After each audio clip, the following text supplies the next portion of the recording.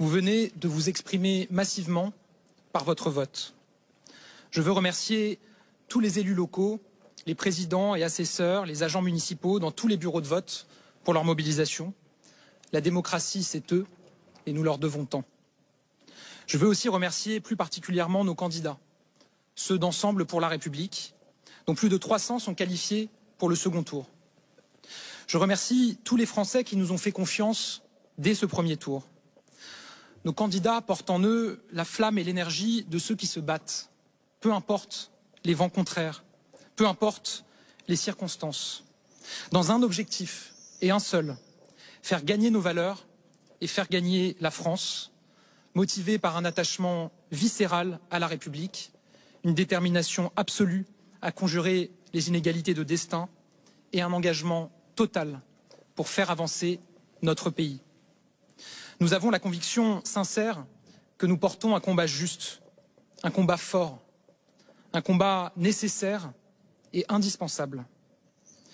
Mais ce soir n'est pas un soir comme les autres. Vous me connaissez, je n'irai pas par 4 chemins. La leçon de ce soir, c'est que l'extrême droite est aux portes du pouvoir. Jamais dans notre démocratie, l'Assemblée nationale n'a risqué, comme ce soir, d'être dominée par l'extrême droite. Et donc, notre objectif est clair, empêcher le Rassemblement national d'avoir une majorité absolue au second tour, de dominer l'Assemblée nationale et donc de gouverner le pays avec le projet funeste qui est le sien. Je le dis avec la force que l'instant appelle à chacun de nos électeurs. Pas une voix ne doit aller au Rassemblement national. Dans de pareilles circonstances, la France mérite que l'on n'hésite pas. Jamais. Si nous voulons être à la hauteur du destin français, il est de notre devoir moral de tout faire pour empêcher le pire d'advenir. Mon histoire personnelle, tout autant que mon parcours politique, me conduisent aujourd'hui et devant vous à me dresser de toutes mes forces contre le projet funeste de l'extrême droite. Elle réduirait nos valeurs à néant, affaiblirait considérablement notre pays et ne ferait qu'ajouter du malheur au malheur pour nos concitoyens qui souffrent. Dans plusieurs centaines de circonscriptions, nos candidats Ensemble pour la République seront présents au second tour et constitueront donc le meilleur choix pour éviter que le Rassemblement national ne dispose d'une majorité absolue. Dans d'autres circonscriptions, et je l'assume car nous avons fait ce choix dès le premier tour dans plus de 60 d'entre elles, cela passera par le désistement de nos candidats, dont le maintien en 3e position aurait fait élire un député Rassemblement national face à un autre candidat qui défend comme nous les valeurs de la République. Je veux avoir une pensée pour ces candidats qui seront amenés à se désister, parce qu'ils ont mené une rude bataille avec leurs équipes.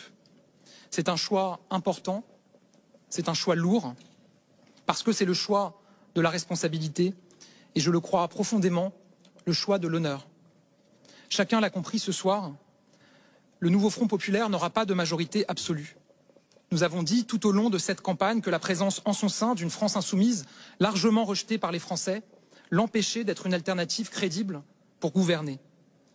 Alors la situation est claire.